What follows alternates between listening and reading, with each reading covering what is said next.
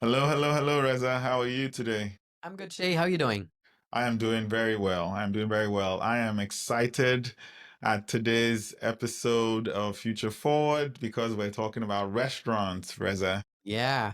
And really, this was inspired by a conversation that we had, Shay, about what do we love to do? What do each of us love to do when we go to cities? And one of the things that you mentioned was eating out. Like, in the London episode, you talked about this. In fact, this was Yep. like one of the core things in that episode where you talked about going to that restaurant, Akara, Yep. with West African food with your brothers. And this is like the community aspect of it. So I said, yes, we should talk about restaurants and eating out.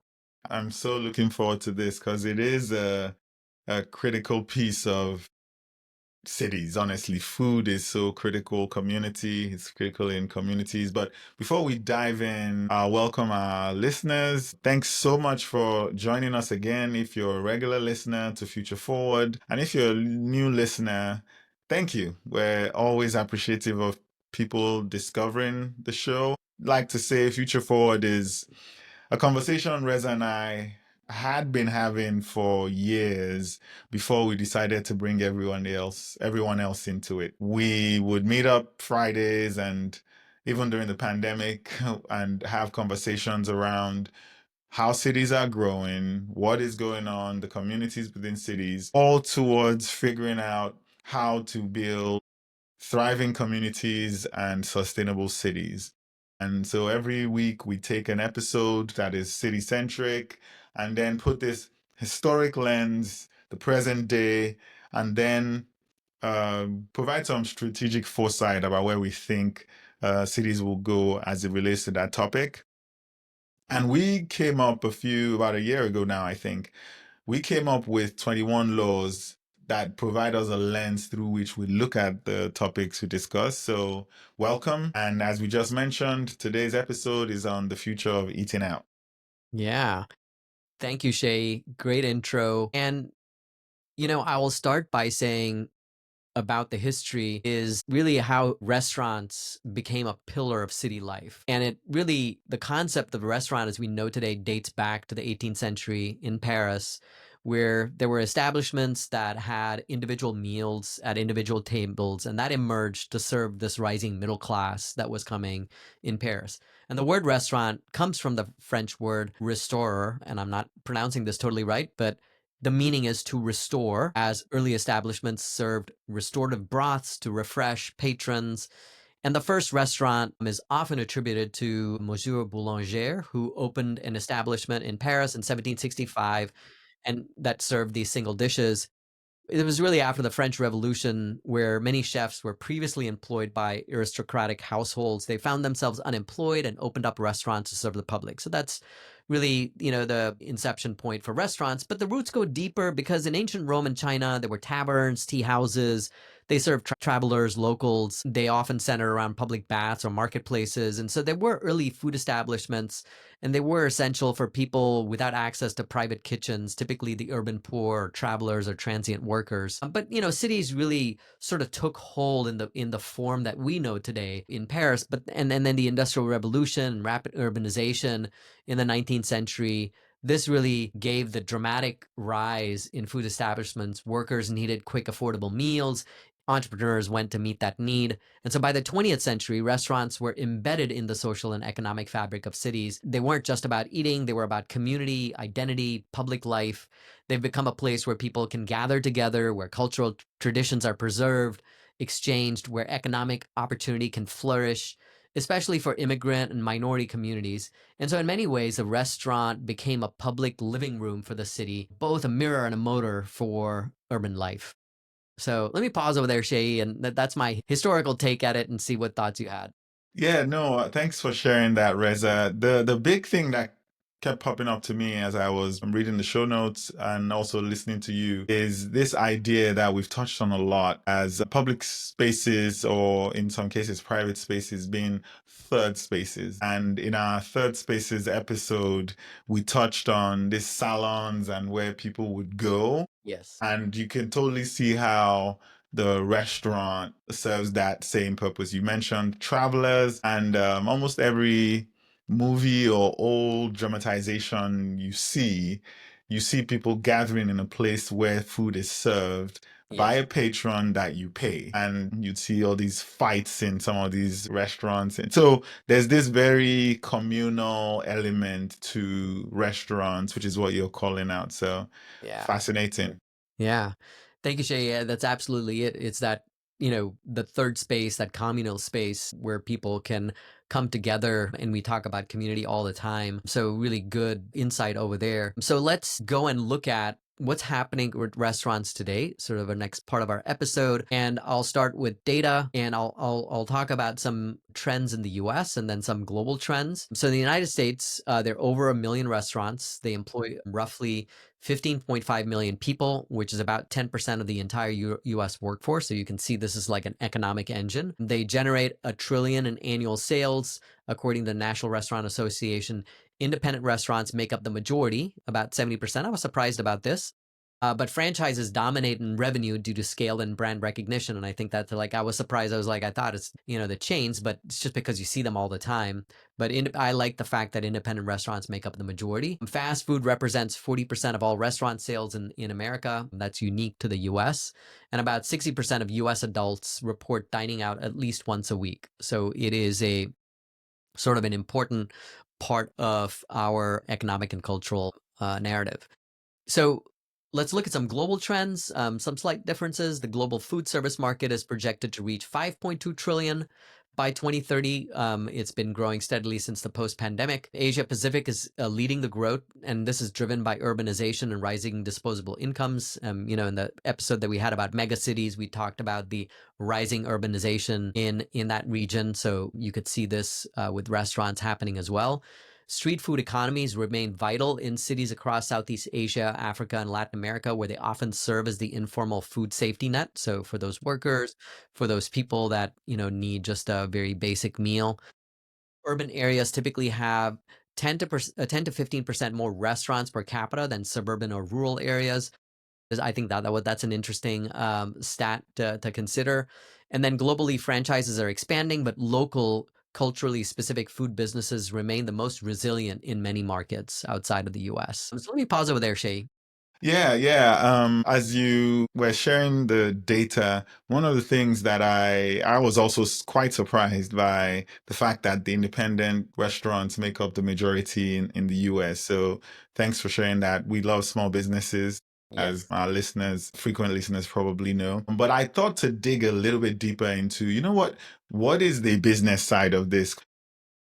At some point, yes, restaurant owners on the private, smaller business side started out of passion most of the time, but the franchises and the more common chain restaurants tend to be business considerations. So, what is the margin? And I'd always heard this anecdotally that restaurants make very low margins, which means you have to have a lot of passion to keep running a restaurant in a city.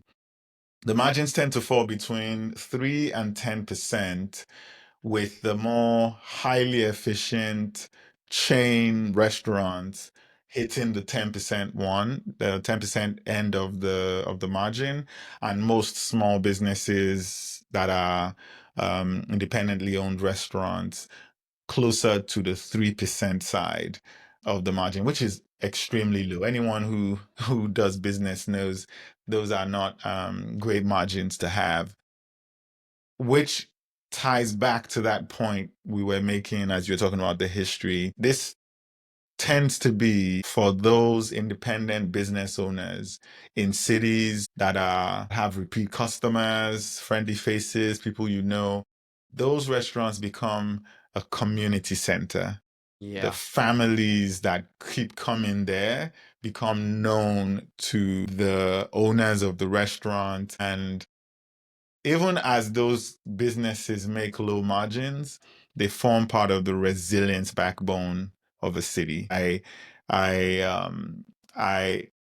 know this a lot, and you touch on the pandemic shortly, but that lack of resilience that was evident as a result of a lot of restaurants, local food places going out of business harkens back to everything we say: community, resilience and sustainability in our cities. So I just wanted to touch on sort of the business, but also the community side of this.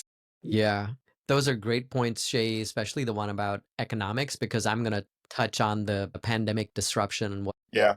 Yeah. what that caused, and it revealed some of the challenges that restaurants have, especially with the economic stats that you brought up. So in the US, over 100,000 restaurants closed permanently in 2020. So COVID-19 was like a seismic shock to the restaurant business. The crisis accelerated shifts towards delivery, online ordering, contactless service. So delivery takeout sales increased by over 150% at many establishments. That was the only way that they survived. And and Yeah. and you and I experienced this, like, trying to make our local places survive by, ordering food out from them. I know, we as a family, kept getting our to-go orders a couple times a week from Taco Deli because we didn't want them to go under, because it's Yeah. like one of our favorite family places to go to. And Yeah. so it really highlighted this vulnerability of the food business, but not just that, food workers too. They're low wage, often undocumented, lacking benefits. So that became a real challenge for that part of our economy and our city community. And then post pandemic, we saw a boom in outdoor dining, pickup windows, a resurgence of localism with communities rallying to support independent spots. So there was sort of these changes that came about from the pandemic. But the whole challenge with the workers has continued to occur. Is like mental health issues, burnout, labor shortages. This, you saw a lot of it in 2021 and 2022. You still see a little bit of that now, but in those 2 years, record resignations from restaurant workers. So it really reshaped not just the restaurant industry, but urban commercial corridors. Some downtowns lost lunchtime business traffic permanently due to remote work, while neighborhood-based dining saw some resurgence. So it was a big shift. It was like what we brought up in the 5 events that shape cities episodes. Yeah. COVID-19 was a big shock, and this is sort of a deep dive into a shock to that restaurant industry. Yeah. I say this, and I think we've had this conversation before. We as cities, as communities, we haven't fully reckoned with how much of a shock COVID was. We will be feeling the effects for a while. And I'm so glad you brought up the point of the impact on this sector in particular, because I also remember and I'll mention this subsequently, a single location Thai food restaurant that we love in Austin. We became so regular there. And it was delivery as well, because we'd order and then I'd go pick it up with my mask and everything. And our reason for buying, because I love to cook, we would cook, and that used to be a treat for us. But it stopped being a treat because we were just trying to spend money there to keep Yeah. it going. And as you were sharing that, the second thing that popped in my head was that period also led to the rise of these like fake restaurants, ghost Ghost kitchens, kitchens. ghost kitchens. And the thing that ghost kitchens lack, and I don't know if they're still as prevalent as they became during COVID. The Yeah. thing that ghost kitchens lacked was this face on the other end that you'd met and known and done business with or communed with Yeah. before the pandemic. And so they were more efficient. They were providing food that you could order and get delivered, but they did not have the fabric, the thread between the consumer and the restaurant that typical independent restaurants have in our city. So I'm so glad you mentioned that, and I thought to pull that thread. I really love that you pull that thread. Ghost kitchens seem almost divorced from the community. Yeah, They clearly are an efficient way of doing something, but even when you order from a local place like the Thai place that you went to, that restaurant. It's yep, not this sort of behind a black box type of thing. So yep. yeah, and so it goes to this next section that I'm gonna talk about, where I pick two restaurants to kind of highlight the place that the restaurant has in the community and as part of the economic engine of a city. The first case study is more historical. It's called Dookie Chase's Restaurant. It's in New Orleans, Louisiana. It was founded in 1941. Became as a sandwich shop. It began as a sandwich shop in New Orleans, Treme neighborhood, which is the oldest African American neighborhood in the U.S. Under the leadership of Leah Chase, the restaurant became a cultural and political institution known as much for its Creole cuisine as for its role in the civil rights movement. So it really had this community impact. In the 60s, Dookie Chase's was one of the only public places in segregated New Orleans where Black and white activists could meet safely. It hosted secret strategy sessions for the NAACP leaders and freedom riders. It even served Martin Luther King Jr. Beyond politics, it was a gallery for Black art and a launch pad for Black chefs. And after Hurricane Katrina, it reopened against immense odds to, symbolize the resilience and recovery for the city. And so it wasn't just a business, it was civic infrastructure. We talk about this, social infrastructure, civic infrastructure. It provided food, of course, it provided food, but also space, dignity, continuity for a community that was navigating immense systemic barriers, the Hurricane Katrina, which is like, a natural disaster. And we've talked about these types of community spaces in the face of disasters like this in past episodes. And here's a quote from Edward Dookie Chase III, grandson of the founder, speaking to WWNO New Orleans Public Radio in 2023. And he said, "My grandmother believed food was more than nourishment.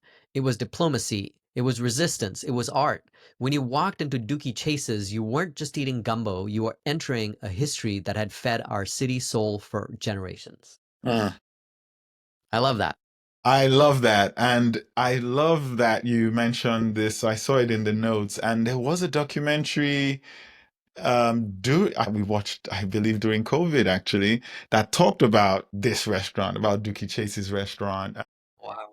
I will remember the name. I believe it was a show called High on the Hog or something like that on Netflix. Oh, yeah, I remember And that. Yes. yeah, Yes. Yes. and You and I saw this. exactly, we Yeah. saw this. And Yeah. so again, just the criticality of a place that, for all intents and purposes, on the face of it, just serves food, Yes. but is really about much more than that. So thanks for bringing this example up, and it's one that I think the folk who pay attention to activism, community impact, Yes. all have just ideas about what is possible as a result of Dookie Chases. Yeah. Yeah. Thank you. Thanks for the reminder about that show. I now recall there was something here about why I picked this as a case study. So now I remember. Yes. So the next one, Shay, one that's a little sort of looking to the future. I picked a case study, La Cochina Municipal Marketplace in San Francisco, California.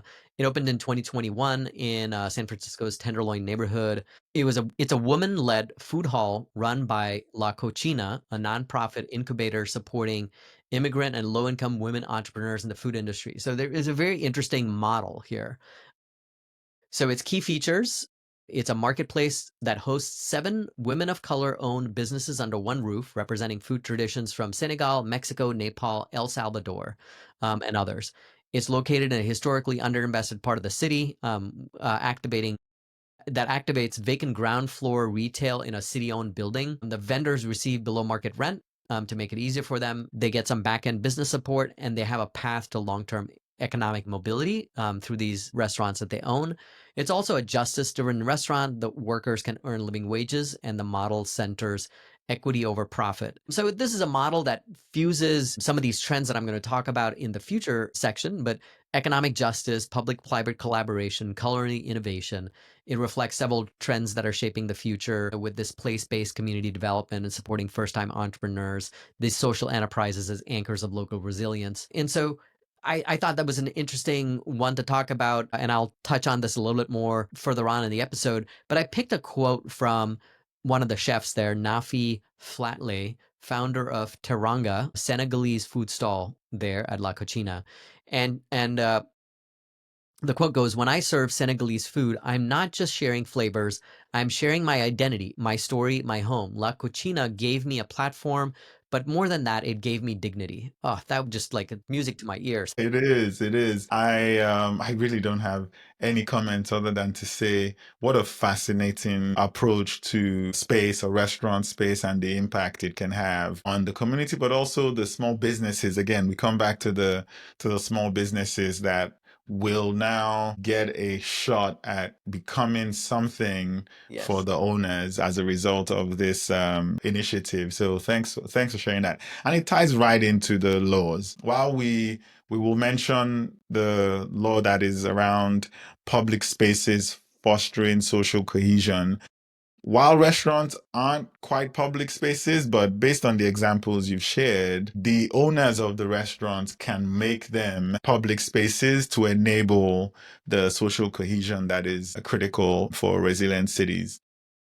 Accessible, well-designed spaces and accessible being the operative word here, are essential for fostering community interaction, civic engagement, and social cohesion. And this comes from White's research in 1980, where him and his fellow researchers demonstrated the importance of public space design in the study the social life of small urban spaces, which is really what restaurants are. And when we don't have these spaces, there's lack of social interaction, reduced social interaction, a decreased sense of community, and potential increases in crime. And I'll go back to the ghost kitchens again. Mm, We could all order food from faceless places, yes. but there was zero social interaction, and that is critical for any business to thrive, and more importantly for the cities that house those businesses to thrive as well. The second law, which is like bang on squarely in the space of this episode, is that local economic development builds resilience. Again, diverse, locally rooted economies, and what else expresses that as much as restaurants in cities, honestly, enhance the urban resilience and provide equitable economic opportunities for residents, as evidenced by La Cochina.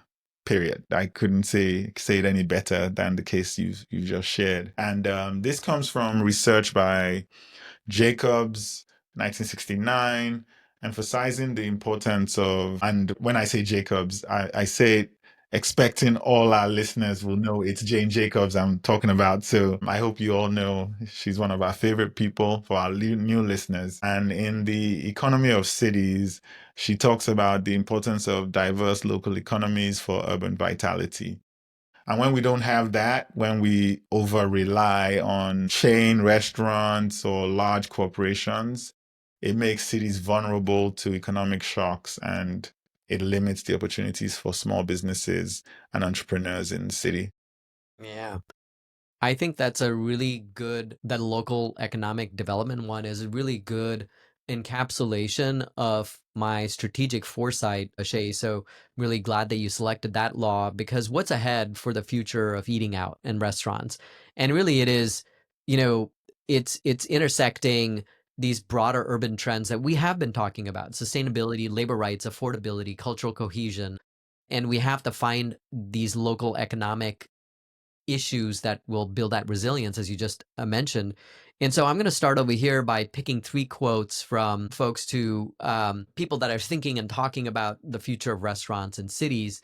And then I will have my strategic foresights. I have 4 points over here that I'm going to bring up. So I'm going to start with Kwame Onwauchi, sorry if I mispronounce, a chef and an author. From the Esquire magazine in 2024 said, the restaurant of the future isn't just about great food, it's about impact.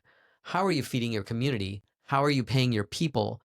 That's the Michelin star that matters. And I think that's really well said. Well said. And then Rohit Agarwala, the New York City Chief Climate Officer, and at the Urban Foods Future Forum in 2024, cities need to think of restaurants not just as businesses, but as key nodes in the local food system. That means regulating them with climate goals in mind and supporting those that serve public good. So that's like the sustainability angle from a Chief Climate Officer, which I think is fantastic. And then Dr. Nendu Ray the NYU food studies professor on 2024 panel said, what's shifting is the idea of who gets to be at the center of food culture. The next era is about pluralism, many cuisines, many identities, many stories. Cities that embrace that will thrive. Absolutely. Yeah, Absolutely. Those are really just three different lenses on what should be the future of restaurants that really touch on everything we talk about here, yeah, the ecological and the economic. It's yeah, again the right exactly. balance of those two things to make the system work correctly. So thanks Yeah. for pulling those. So then I have, I said four, but there are five predictions for our strategic foresight. The first one, and a lot of these echo what La Cucina is doing in our case study. So community-centered dining, we will see a rise in hyper-local, community-supported restaurants, cooperatives, nonprofits, worker-owned models that prioritize equity and resilience over profit. And these models may receive increasing support from city governments under the banner of social infrastructure. So cities could support these. So that's one. The second one, so there'll be some new hybrid model type restaurants that are evolving beyond the fixed format. So food halls combining multiple local vendors like La Cucina, subscription-based dining to pay monthly for regular meals from a local kitchen, or cultural kitchens linked to community centers or artist spaces, or flex spaces that host a cafe by day and event venue by night. So that's the second one. The third one is around sustainability and resilience. Because food systems account for a major share of urban emissions, what we will see is more plant-forward menus as default options, zero-waste kitchens and circular food practices. We've talked about the circular economy, regulation on packaging and food waste, like, for example, New York's new commercial composting mandates, and climate adaptation, especially for cities facing heat, flooding, and supply disruptions. Like, how do restaurants play a role in that? And then two more. So number four, reinventing the labor model. Wages are slowly rising under pressure, but systemic change will really require cities to address affordability for workers, housing, transportation, childcare. If 10% of our labor is working in restaurants, this is really an important issue. And there's ideas like city-funded apprenticeship pipelines to get people into the industry. And then the last one is more sort of digitally oriented. So how do we deal with what's going on with technology? So how will tech mature for restaurants? So will delivery platforms, which we can have some challenges with, the ethics around it. We'd like to see them shift from sort of exploitative models to cooperatively owned delivery systems. And then smart kitchens where you can help restaurants with like AI inventory management, customer personalization, those types of things. We brought up a couple of these things in the Future of Small Businesses episode. Yes. So similar to that, to help restaurants. So those are the five predictions that I have. I I kept thinking, what can I add to this? It's so awesome. Yeah. There's really nothing. I will quickly again reiterate the fact that every single one of these strategic foresights falls into either the ecological or the economic lens, Yeah. all towards working for sustainable cities as a result of just thriving communities, and in this case, communities represented by restaurants and what the opportunities they create for business, for just communion, Yes. essentially, when you Yes. come together to share food, and a very environmentally aware approach to creating food for people in these spaces. Couldn't think of any other way. Even the last one around digital inclusion with ethical boundaries. Yeah. Yes. Yeah. Yes and yes and yes to that. So thanks for bringing all this, because we yes, we want technology to improve, for one, the economics of restaurants so they can stay sustainable themselves financially. So we're not anti-technology, but it should be used with intentionality to ensure it's helping both the owners of the business and the patrons who come to eat, and residents or neighbors who come there to engage, to have the best experiences. I want to quickly touch on, I know we're going to touch on our favorite restaurants, but I want to touch on an experience I had at this food hall. It's called the Time Out Marketplace in Chicago. Mm. And Chicago is not the only place that has it. That's the only one I've been to. But the idea for timeout food marketplaces, people who live in Chicago probably know this. It is this building, old building in the West Loop of Chicago. So probably a factory before or a loom, because the West Loop and the Fulton Market area was a lot of old buildings that have now become super trendy with a bunch of restaurants, condos, even office buildings. But this timeout market is a food hall with smaller versions and samplings of some of the best restaurants in Chicago serving their food. And you take the food and you go eat on a bench that is shared with random Wow. people. Wow. As you were talking and reading the future, and the technology is in heavy use there because you order from any restaurant there and you immediately get, you don't have to wait to get your food. It Yeah. will come to you Yeah. through text or whatever it is. It's Yeah. just this very tech forward but very communal space Yeah. that the first one was started in 2014, if I remember correctly, in Lisbon, Portugal. Mm. And as you were reading through, I just kept thinking, and then there's this whole idea of there's a farmer's market not too far away and a Yeah. bunch of suppliers of the inputs into the food locally sourced in Chicago. And I kept thinking, I think I've experienced something like what Reza is proposing here. That's so It's not true. quite there yet, but Yeah. based on the ideas you shared, but it just reminded me that it's possible and we should aspire to it. Yeah, it's the direction that we're headed in. Such a good example, Yeah. Shay. So Yeah. glad you brought it up because it represents many of these things that we're looking for in Yep. a restaurant. Yep. So lovely example. So that's the where we want to close the episode is for us to just have a brief conversation about like our favorite restaurants and then invite our readers to also share, as part of our mailbag, hello at futureforward.fm. And so Shay, I was gonna pick one Please from do. Mumbai and I'm gonna pick one from Austin, but in Mumbai when I was growing up, right next to my dad's office was a place called Madras Cafe. It was in Udupi, which is a South Indian restaurant, a type of South Indian restaurant. And my dad would eat there almost every day. And so, of course, he got to know the owner, he got to know the waiters there. And so, whenever I would come there, there were some days I'd come and eat with my dad. My school was not very far away, it was like 5 minutes away from his office. So, some days I would come and eat with him. And when I'd come to the restaurant, they were like, it's Mr. Shirazi's son, they'd make space for me. It was always crowded. It was a very crowded place.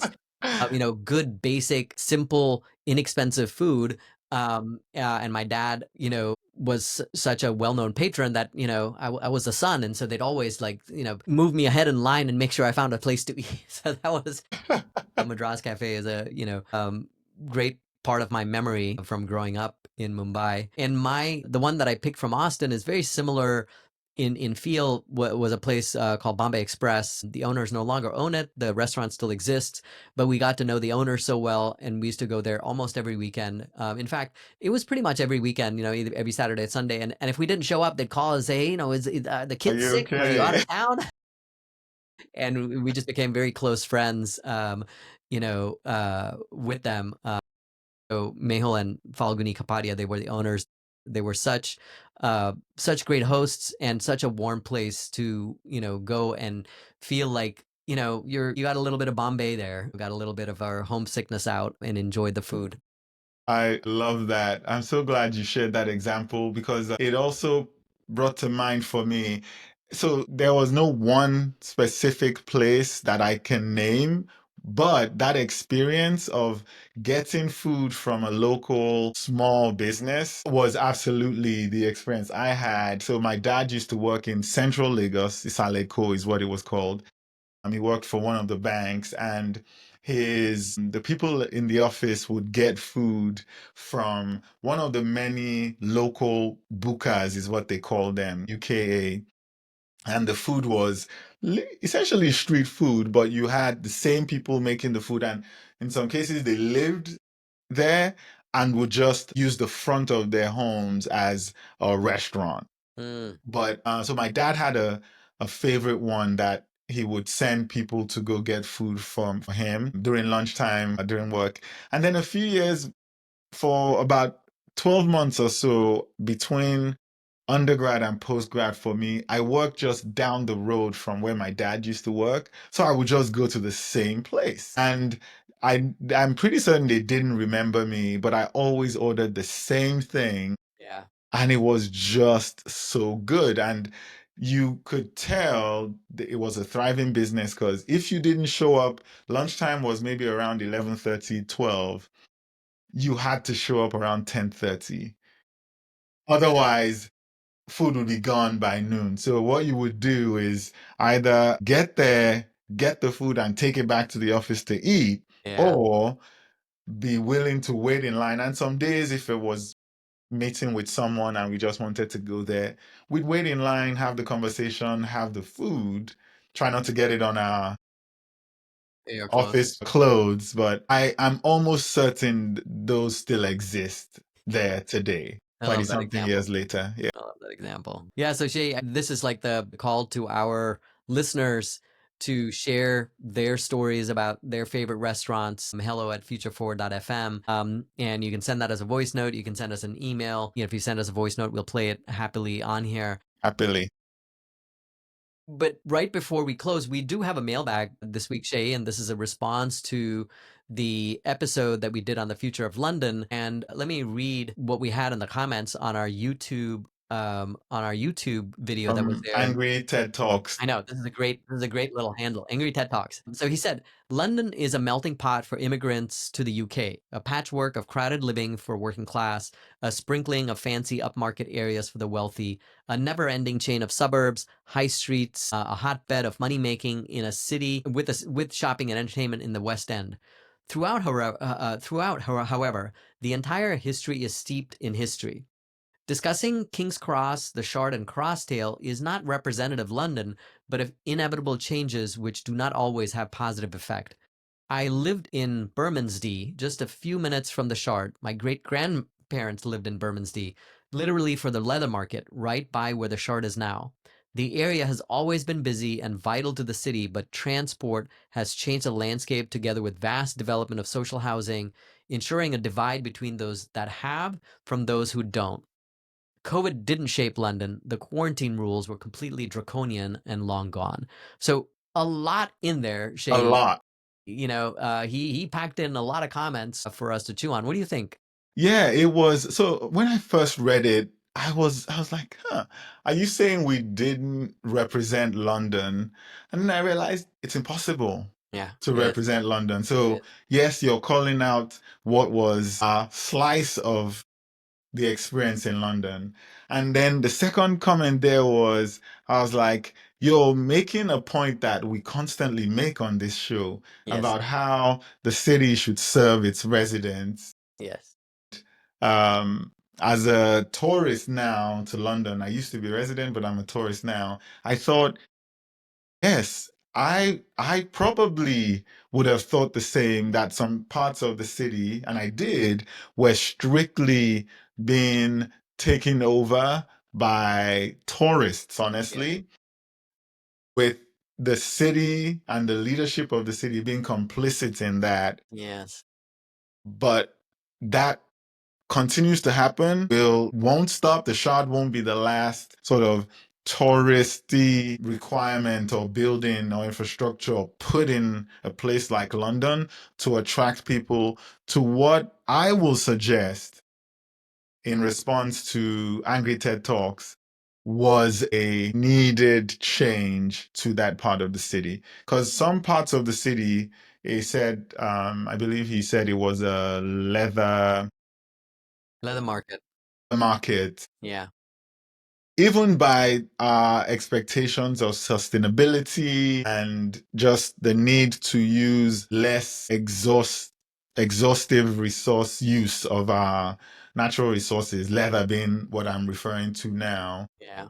we can't have the center of London being a leather market. That just doesn't work anymore. What it now has, though, is a lot more culture, in my opinion, and I'm almost certain Angry TED Talks won't agree with this. it has enough culture that people in London, from London, and from outside of London will want to visit and participate in the economic sustainability of that part of the city. So I really loved this Yeah, comment. It was such a almost a rant, but a very thought wise rant. yeah, Yeah, it was very yeah, thought provoking because it was yeah, like it got both of us thinking about like, yes, yes, but yes, yeah. and And yeah. And so I think you gave a very thoughtful response, Shay. Yes, there's some parts of it that support what we're saying. There's some parts of it that we probably disagree on, but it's just like I think that's the nature of cities and the nature of this exploration. And I love that we have mailbags like this because again, we're curious. We love to hear from our listeners and yeah, contrast what we're talking about. We're there on the ground, experiencing something. It came up in our episode with Leticia as well, where yeah, she was talking about Mexico and the yeah, sort of tourism challenges over there. But this is what we do, Shade. This is why we love to talk about these topics because it has a lot of nuances to it. yeah. Again, it was so fun to do this episode It because was. It we was. explored all these different ways of thinking about eating out and revisited this topic about London. Yeah. Yeah, so Great episode, great Reza. Thank you episode. so much for the research and just the thoughtfulness that always comes with this. And for our listeners, we hope you feel the same. Please reach out, share your favorite restaurant. Voice notes would be great, actually. We'll absolutely play them. And as you share the favorite eating out spot, share a memory that you have about the place that makes it your favorite place as well. Even I better. appreciate listening to that. And as always, we thank you for listening and we look forward to hearing from you. And we hope you come back for the next episode. And All thanks so right. much, Reza. Thanks. Bye. Bye.